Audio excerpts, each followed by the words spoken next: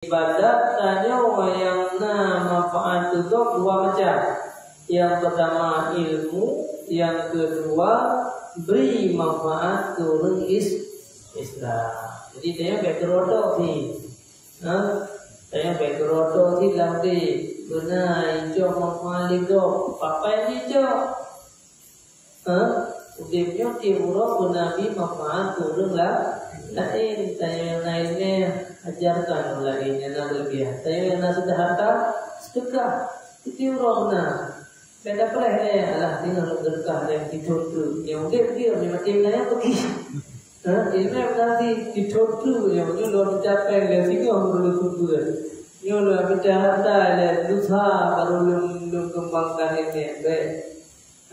Oh anak tapi dah ni bunga mencapai malah ajarkan agama. Mana sih yang lain di manfaat turun. Dua macam yang paling penting ibadat yang paling top dua macam.